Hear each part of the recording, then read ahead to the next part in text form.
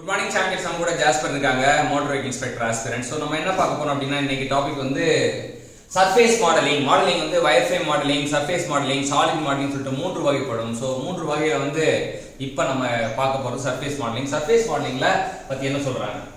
Surface model objects are more complete and less confusing than. So first point surface model object எடுத்துக்கிட்டோம்னா அது வந்து more complete அப்படின்றாங்க. So நல்ல ஒரு தீர்க்கமா இருக்கும் அப்படின்னா less confusing. நமக்கு wireframe மாடலிங்ல பிரச்சனை என்னது? கன்ஃபியூஸ் பண்ணும். wireframe மாடலிங்ல கன்ஃபியூஸ் பண்ணும். இங்க வந்து less confusing அப்படின்றாங்க. less confusing. then wireframe model object ஓட இது ரெண்டு கம்பேர் பண்ணி அடுத்தது. This can be built by defining the surface on the surface model in constructing thin piece of material over a framework. So this can be built by defining the surface. First surface define பண்றோம் on the surface model. அது மட்டும் இல்லாம in constructing thin piece of material over the framework. நம்ம ஒரு thin piece of material surface on thin piece of material over the framework னு ready பண்ணுவோம் அப்படினா அடுத்து. Surface modeling is essential to describe the following objects in engineering parts. So engineering partsல என்னென்னலாம் surface modeling பயன்படுத்தப்படுதுன்னா first body panels of automobiles, aircraft structural members, marine vehicles, consumer products. So நமக்கு body panels of automobile வந்து நமக்கு இது பண்றாங்க. அடுத்து aircraft structural members இது பண்றாங்க. marine vehicles அப்புறம் consumer product.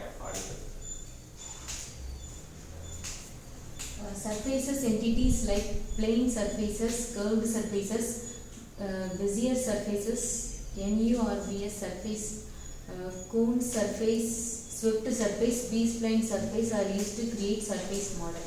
சர்ஃபேஸ் வந்து பல வகைப்படும் அப்படின்னு தெரிஞ்சுக்கலாம். அது என்னென்ன சர்ஃபேஸ்லாம் நம்ம சந்திக்கிறோம் அப்படின்னா ஃபர்ஸ்ட் பிளேன் சர்ஃபேஸ், அப்புறம் வந்து கர்வ்டு சர்ஃபேஸ், அப்புறம் பேசியர் சர்ஃபேஸ், அப்புறம் NURBS surface, Coons surface, swept surface, B-spline surface அப்படின்ற surface modeling யூஸ் பண்றாங்க. டைப்ஸ் ஆஃப் சர்ஃபேஸ் என்னென்ன டைப்ஸ் ஆஃப் சர்ஃபேஸ்லாம் இருக்கு? Flat surface, most basic feature. So flat surface தான் most basic feature யூஸ் பண்றோம். அடுத்து sculptured surfaces based on flat face mostly used in FE analysis. sculptured surface இது வந்து finite element analysis use பண்றாங்க. அடுத்து sculptured surface again based on patches வச்சு use பண்ற sculptured surface இருக்கு. அப்புறம் analytical surface அது very rarely used. analytic surface வந்து very rarely used. அப்புறம் combination of the above of two types. So நம்ம இன்னைக்கு என்ன தெரிஞ்சுக்கிட்டோம்னா surface modeling பத்தி ஜாஸ்பர் கிட்ட கேட்டு நம்ம கத்துக்கிட்டோம்.